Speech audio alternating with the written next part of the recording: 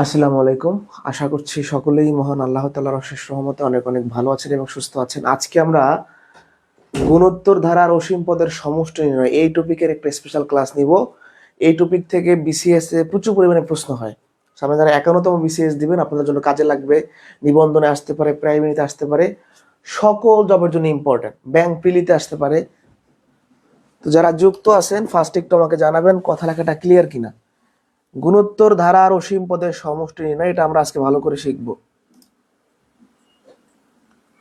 একটু আমাকে প্রথমে জানাবেন কথা লেখাটা ক্লিয়ার কিনা।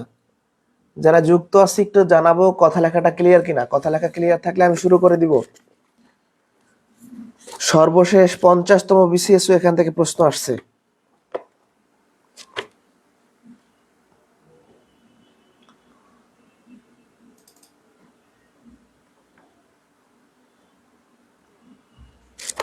কথা লেখা ক্লিয়ার আছে?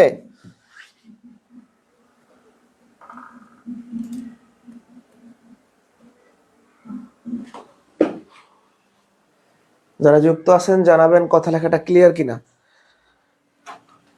গুণোত্তর ধারার অসীম পদের সমষ্টি নির্ণয় এটা আমরা জাস্ট 30 থেকে 40 মিনিট ক্লাস নিব। আর কখনোই সমস্যা হবে না, একদম বেসিক থেকে পড়াবো। যেগুলো বিসিএস পরীক্ষা আসে এমন ভাবে আমাদের পড়তে হবে যাতে কখনোই ভুল না হয়। একটু আমাকে ছোট্ট করে জানান যে ক্লিয়ার কিনা কথা লেখা।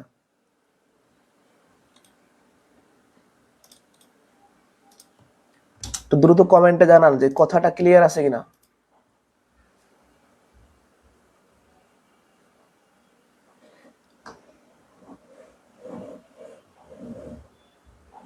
ক্লিয়ার থাকলে শুরু করব।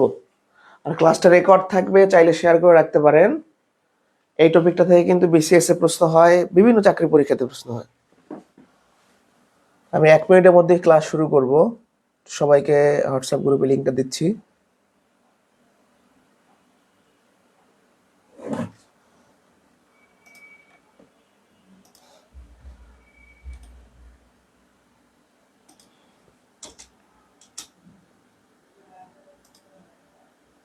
একটু কমেন্টে জানান যে ক্লিয়ার কিনা।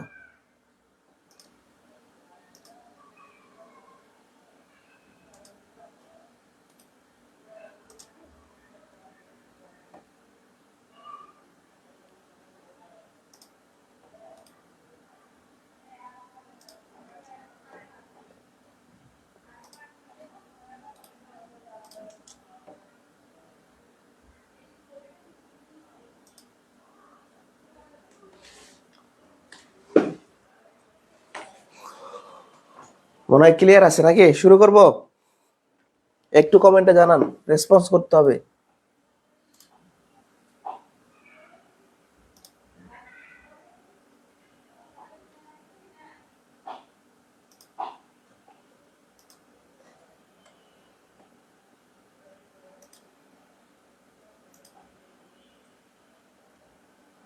ক্লিয়ার, শুরু করি। হ্যাঁ, আচ্ছা, ফার্স্টে আমরা দেখে নিব যে এখান থেকে চাকরি পরীক্ষায় কেমন প্রশ্ন হয়েছে। যে একটা টপিক পড়ার আগে এটা বিশ্লেষণ করবেন যে এখান থেকে চাকরি পরীক্ষায় কেমন প্রশ্ন হয়েছে। দেখেন, প্রথমেই যে আমরা প্রশ্নটা রাখছি এটা আসছে বাংলাদেশ রেলওয়ের জুনিয়র অফিসার পদে। গেল এইটা।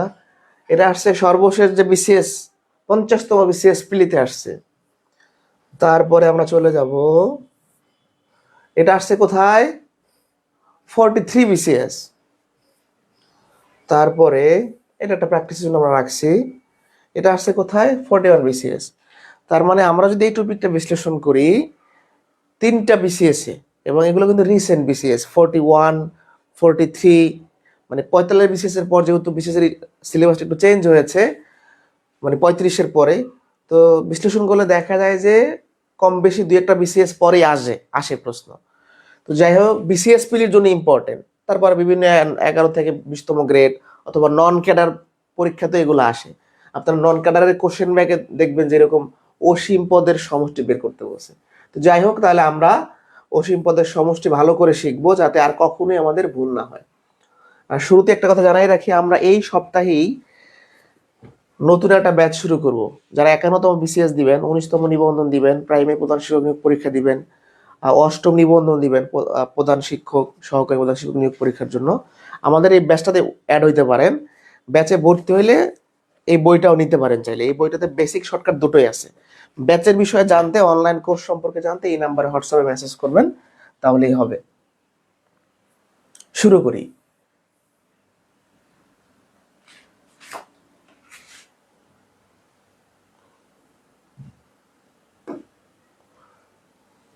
ধারার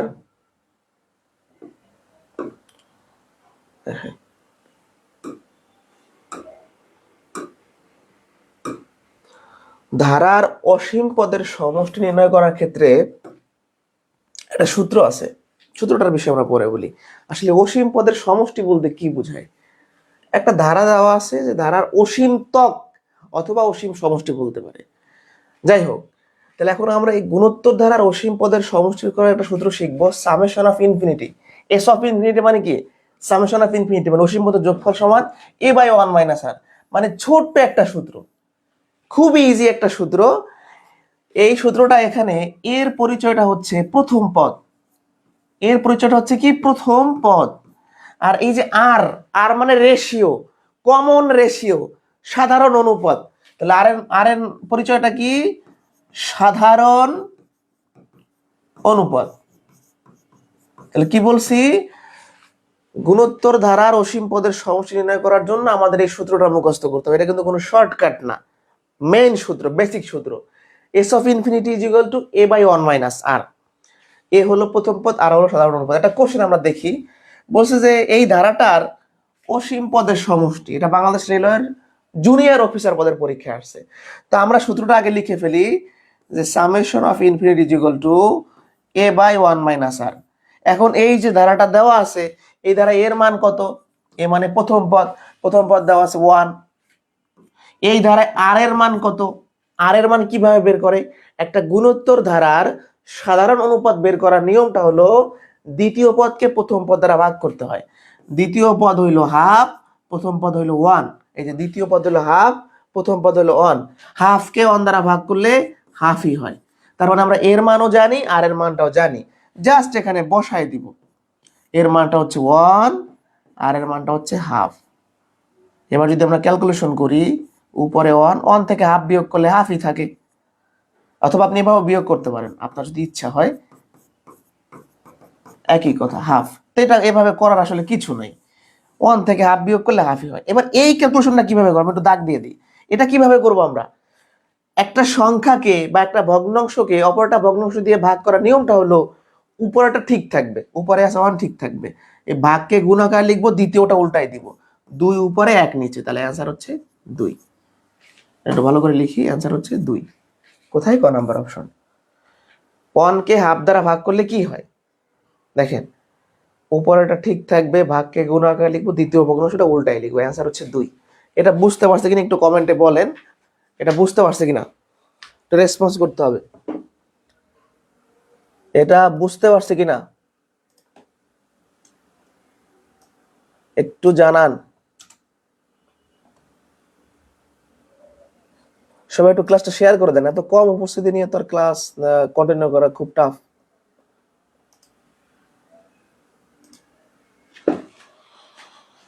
আমরা চলে যাব পরবর্তী কোশ্চেনে। পরবর্তী প্রশ্নটা, এটা আসছে 50তম বিসিএস এ, এটা ভালো করে খেয়াল করেন সবাই।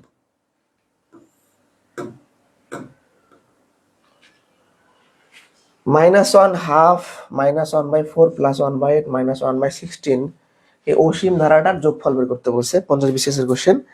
এবার আমরা দেখতে পাচ্ছি ধারার মধ্যে মাইনাস আছে।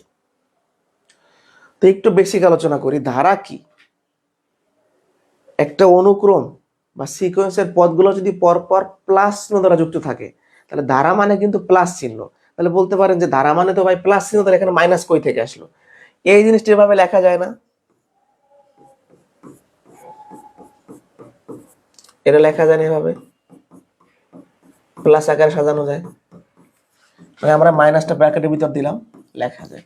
তার মানে এই মাইনাসটা কিন্তু ধারার মাইনাস না, ধারা মানে প্লাস আছে, এখানে একটা প্লাস আছে, এখানে একটা প্লাস আছে, সব জায়গায় প্লাস আছে। ধারা মানে প্লাস চিহ্ন দ্বারা যুক্ত থাকবে। তাহলে এই মাইনাসটা হচ্ছে পদের মাইনাস। হ্যাঁ, এটাকে এইভাবে লেখা যায়, এই যে দেখেন এখানে প্লাস চিহ্ন, এখানে প্লাস চিহ্ন, এখানে প্লাস চিহ্ন, এখানে প্লাস চিহ্ন। যাই হোক, জাস্ট এটা বললাম। এবার আমরা আমাদের সূত্রটা লিখবো, summation of infinity is equal to a by 1 minus r। লিখছি। এবার এর মান কত, এই ধারাটার এর মান কত, এই মানে প্রথম পদ হচ্ছে -1, লিখলাম। আর এর মানটা কত, আর এর মানটা কিভাবে বের করব, দ্বিতীয় পদকে প্রথম পদ দ্বারা ভাগ করব। এই ধারার দ্বিতীয় পদ কত, হাফ। প্রথম পদ কত, -1, হাফকে -1 দ্বারা ভাগ করলে কত হবে, -1/2 হবে। এবার জাস্ট মানগুলো ইনপুট করে দেব। এর মান হচ্ছে -1, আর এর মান হচ্ছে -1/2। ঠিক আছে, এর মানটা কিন্তু -1। ওকে, এবার জাস্ট ক্যালকুলেশন করব। উপরে -1, এখানে ব্র্যাকেট তুলে দিলে মাইনাসে মাইনাসে প্লাস হয়ে যাবে। তাহলে কত হয়, -1, এখানে হবে যোগ করলে 3/2। এটা যোগ করলে কত হবে, 3/2। এবার এই ক্যালকুলেশনটা কিভাবে করবেন, সেম আগের মতো। দেখেন, উপর ঠিক থাকবে, ভাগকে গুণাকার লিখবে, এটা উল্টায় যাবে। তাহলে -2/3 হচ্ছে অ্যান্সার। তো ক নাম্বার হচ্ছে উত্তর। 1 নাম্বার প্রশ্নটা তো বাংলাদেশ রেলওয়ের পরীক্ষা আসছিল, তো ওই প্রশ্নটা যারা করে গেছে তারা এই প্রশ্নটা পারবে কিনা বলেন? পারবে। মানে এটা কঠিন কোনো কিছু না। হ্যাঁ, এই ছোট সূত্রটা না জানার কারণে আপনি পরীক্ষায়, বিশেষ পরীক্ষায় 1 মার্ক পাবেন না। ছোট্ট একটা সূত্র, বুঝতে পারছি। তো আমাদের ব্যাচগুলোতে আমরা এরকম অ্যানালাইসিস করে পড়াবো। নতুন ব্যাচ এই সপ্তাহে শুরু হচ্ছে। এটা দেখেন 43 বিসিএস এর কোশ্চেন। 1/4 -1/6 প্লাস 1/9 -2/7 ধারাটির অসীম পদের মান কত? এটা 43 বিসিএস এ আসছে। তো আমরা সূত্রটাকে লিখি। আমরা জানি যেটা, যে summation of infinity is equal two, এই সামেশন অফ ইনফিনিটি এটা কঠিন কোনো কিছু না। সামেশন অফ ইনফিনিটি এটা কি, যে ধারার অসীম পদের সমষ্টি, সেটাকে সংক্ষেপে সামেশন অফ ইনফিনিটি বলতেছি আমরা। এটা আবার না লিখলেও হয়, a/1 মাইনাস r। এবার এই ধারা এর মান কত, এ মানে প্রথম পদ। প্রথম পদ কত, প্রথম পদ হচ্ছে 1/4। প্রথম পদ কত, 1/4। এবার আর এর মান বের করব। আর এর মান কিভাবে বের করব, দ্বিতীয় পদকে প্রথম পদ দ্বারা ভাগ করব। এই মাইনাসটা কিন্তু নিতে হবে। এই মাইনাস ধারার মাইনাস না, এটা হচ্ছে পদের মাইনাস, ধারা মানে যোগ চিহ্ন। তাহলে এটা হচ্ছে আমরা কি লিখবো, দ্বিতীয় পদ হচ্ছে -1/6 ভাগ প্রথম পদ হচ্ছে 1/4। একটা গুণোত্তর ধারার সাধারণ অনুপাত বের করার জন্য দ্বিতীয় পদকে প্রথম পদ দ্বারা ভাগ করতে হয়। দ্বিতীয় পদ ভাগ প্রথম পদ। এবার তাহলে আমরা কি করব, এই ক্যালকুলেশনটা পারি কিনা আমরা। একটা ভগ্নাংশকে অপরটা ভগ্নাংশ দ্বারা ভাগ করার নিয়মটা কি, উপরটা ঠিক থাকবে, ভাগকে আমরা গুণাকার লিখবো, এটা উল্টাই দিব, 4 উপরে আর নিচে। এটাকে 2 দিয়ে ভাগ করলে 2, এটাকে 2 দিয়ে ভাগ করলে 3। তাহলে -2/3 থাকতেছে আমাদের। উপরে 2, নিচে 3, আর এখানে মাইনাস আছে। এবার জাস্ট মানগুলো ইনপুট করে দেন। এর মান কত, 1/4, আর এর মান কত, -2/3। ছোট্ট একটা সূত্র কিন্তু। তাহলে 1/4, এখানে এই যে মাইনাসে মাইনাসে প্লাস হয়ে যাবে, +2/3। এই যে মাইনাস আর ভিতরের মাইনাস ব্র্যাকেট তো দিলে প্লাস হয়ে যাবে, গুণ আকারে আছে। তাহলে 1/4 এখানে কত থাকে, 3 + 2, তাহলে 1/4, আর এখানে হচ্ছে 5/3, তাই না? এবার এই ভগ্নাংশটাকে এই ভগ্নাংশ দিয়ে ভাগ করার নিয়ম কি, প্রত্যেকটা ব্যাপারে একই কাজ করতেছি আমরা। উপরের ভগ্নাংশ ঠিক থাকবে, ভাগকে গুণাকার লিখবে, এটা উল্টায় যাবে, 3 উপরে 5 নিচে, 4 × 5 = 20। 3/20 কোথায় আছে, এই বলে আবার 20/3 দেখায় না। 3/20 আমাদের কিন্তু পরীক্ষায় প্রেশার থাকে, পরীক্ষা হলে গিয়া তখন আমরা কিন্তু ভুল করতে পারি। এটা বুঝছেন কিনা একটু আমাকে বলেন তো, এটা বুঝতে পারছেন কিনা?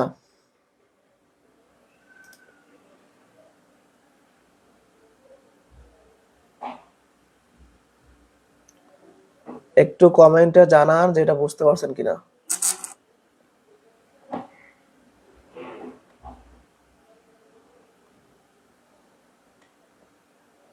বুঝতে পারছি। পরবর্তী কোশ্চেনে গেলাম। হ্যাঁ, পরবর্তী প্রশ্নটা আরো ছোট। 0.3 + 0.03 এই ধারাটার অসীম পদের সমষ্টি বের করতে বলছে। সূত্র কি, summation of infinity is equal two a/1 - r। এখন এ কি, এ হচ্ছে প্রথম পদ, আর কি, আর হচ্ছে দ্বিতীয় পদ ভাগ প্রথম পদ। এই ক্যালকুলেশনটা কিভাবে করবো আমরা দেখেন, দশমিক থেকে ভগ্নাংশ বানায় করব। এই যে 0.03 এটার মানে হচ্ছে 3/100। অনেকে বলবেন যে ভাই কিভাবে, দশমিক থেকে ভগ্নাংশে প্রকাশ করার জন্য দশমিক বাদ দিয়া কোথায় লিখতে হয়, লবে লিখতে হয়। দশমিক বাদ দিলে থাকে 3, দশমিকের পর 2 ডিজিট, একের পর 2টা শূন্য দিতে হয়। ঠিক আছে, তাহলে উপরটার মানে হচ্ছে 3/100। আমি একটু ভগ্নাংশ বানাই করব, তাহলে আমার সুবিধা হবে। এবার যদি 0.3 কে ভগ্নাংশে কনভার্ট করি, দশমিক থেকে ভগ্নাংশ নেওয়ার জন্য দশমিক বাদ দিয়ে লবে লিখতে হয়, তাহলে থাকে কত 3, দশমিকের পর যে কটা ডিজিট, একের পর সে কটা শূন্য, একটা ডিজিট একটা শূন্য, 3/10। হ্যাঁ, তাহলে উপরটা ঠিক থাকবে, এটা উল্টায় যাবে, 10 উপরে 3 নিচে, 3 3 কাটা যায়, 0 0 কাটা যায়, আলটিমেটলি থাকে 1/10। আর 1/10 মানে কত, 0.1। এই ভাগটা কিভাবে করবেন, উপরের সংখ্যাটা লিখবেন, একের পর যে কটা শূন্য সেই কয় ঘর আগে দশমিক দিবেন। আবারও বলি, মানে এই ক্যালকুলেশন কিন্তু পরীক্ষার হলে অনেক সময় মাথায় নাও আসতে পারে। আপনারা দশমিক দেখলে সেটাকে ভগ্নাংশ বানাইবেন, তাহলে আপনাদের সুবিধাটাও বেশি হবে। এই যে এটাকে আমি ফ্র্যাকশন বানাই ফেলছি, 0.03 মানে 3/100, 0.3 মানে 3/10, এগুলো করে জাস্ট এখানে বসাই দিছি। এবার 1/10 আসছে না, 1/10 মানে 0.1। এই ভাগটাও খুব সোজা, একের পর শূন্য থাকলে ভাগ করার নিয়ম কি, উপরের সংখ্যা লিখবেন, একের পর যে কোনো শূন্য সেই কয় ঘর আগে দশমিক দিয়ে দিবেন। ঠিক আছে, এবার মান বসাই দেন, এর মান 0.3, আর এর মান কত 0.1, তাহলে থাকে কত 0.3, এখান থেকে 0.9, তাহলে 3/9। এখানেও যেহেতু এক ডিজিট, এখানে এক ডিজিট, তাহলে দশমিক উঠা দিতে পারে আমরা, তাহলে 1/3 থাকতেছে আমাদের, 3 দিয়ে 9 কে ভাগ করলে। এটা হচ্ছে আমাদের অ্যান্সার। এই পর্যন্ত বুঝতে পারছেন কিনা বলেন, এই পর্যন্ত আমরা বুঝতে পারছি কিনা একটু কমেন্টে জানান, রেসপন্স করেন। এই পর্যন্ত বুঝতে পারছি, ক্লাসটা একটু শেয়ার করে দেন তো, সবাই একটু কমেন্ট করেন, রিচ নাই, ক্লাসের কোনো রিচ নাই, একটু সবাই কমেন্ট করেন।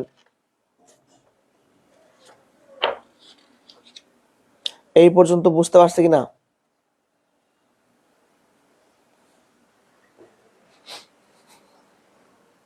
এটা বুঝলে আমি চলে যাব এরপরে, মানে এইরকম একটা কোশ্চেন আবার বিসিএস এ আসছে। এটা দেখেন কোথায় আসছে, এটা 41 বিসিএস এ। তার মানে বিসিএস এ যে এই টপিক থেকে প্রশ্ন শুরু করছে, এটা 41 থেকে শুরু হয়েছে। এই ধারাটার অসীম পদ পর্যন্ত যোগফল বের করতে হবে, তো একই সূত্র, a/1 - r, এটা আমরা জানি। এবার এর মান কত, 0.12, আর এর মান কত 0.12, সরি দ্বিতীয় পদ ভাগ প্রথম পদ, দ্বিতীয় পদ কি 0.0012, আর নিচে এটা সেম আগের মতো ভগ্নাংশ বানাই করবেন, তাহলে সুবিধা হবে। এই জিনিসটাকে যদি আমি ভগ্নাংশ বানাই কি হবে, দশমিক বাদ দিয়ে লবে লিখবো, দশমিক বাদ দিলে শুধু থাকে 12, সামনে শূন্যের ভ্যালু নাই।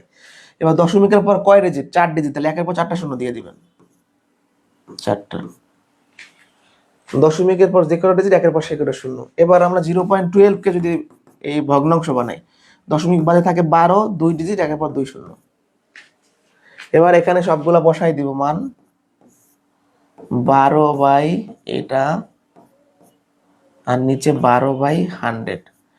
উপরটা ঠিক থাকবে, হ্যাঁ উপরটা ঠিক থাকবে, এটা উল্টায় যাবে, 100 উপরে যাবে, 12 নিচে আসবে, 12 12 কাটা, 2 শূন্য 2 শূন্য কাটা, থাকে শুধু 1/100। এই 1/100 মানে কি 0.01। এই ভাগটা কিভাবে করছি, সেম আগের ম্যাথের মতো, কিন্তু 1 কে 100 দ্বারা ভাগ করার নিয়ম কি, উপরের সংখ্যা যা আছে লিখবেন, 1 থাকুক 5 থাকুক যা থাকে লিখবেন, একের পর 2 শূন্য 2 ঘর আগে দশমিক দিবেন।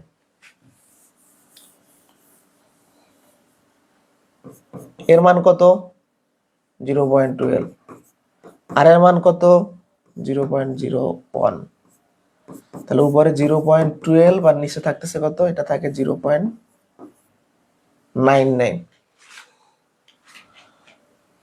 বিয়োগ করলে, তাহলে দশমিক এখানে 2 ঘর আগে দশমিক, এখানে 2 ঘর আগে দশমিক, তাহলে দশমিকটা উঠাই দিতে পারি আমরা, কাটাকাটি করলে 3 4 12, 3 33 99, তাহলে 4/33 ক নাম্বার শেষ।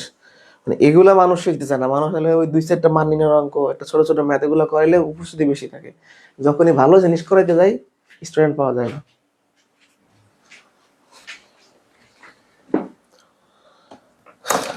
এই 5টা অঙ্ক করলে এই টাইপের ম্যাথ আর কখনোই সমস্যা হবে না, এটা গ্যারান্টি। একটু সবাই রিয়াকশন ব্যবহার করি।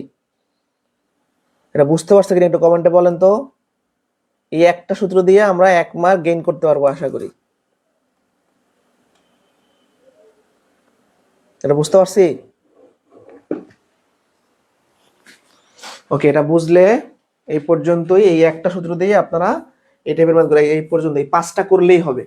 বিসিএস এর 3টা ম্যাথ, রেলওয়ের একটা ম্যাথ আর একটা এমনিতে করাইলাম। আর যারা বেসিক থেকে গণিত শিখতে চান এই নাম্বারে হোয়াটসঅ্যাপে নক করবেন। আমাদের নতুন ব্যাচ শুরু হচ্ছে। আর আমাদের যে বইটা আছে এই বইটাতে কিন্তু এগুলো সুন্দর করে সাজানো আছে, যে বিন্যাস সমাবেশের অঙ্ক, মানে যারা 41 বিসিএস দিবেন। আর এখন তো বিসিএস এ ম্যাথ থেকে 20 মার্ক আসে গাণিতিক যুক্তি অংশ থেকে, তো ভালো একটা প্রিপারেশন নিতে হবে। তো এই শীটে সব আছে, এটা করলে মোটামুটি ইনশাল্লাহ কমন পাবে। তো আজকে এই পর্যন্ত, আল্লাহ হাফেজ।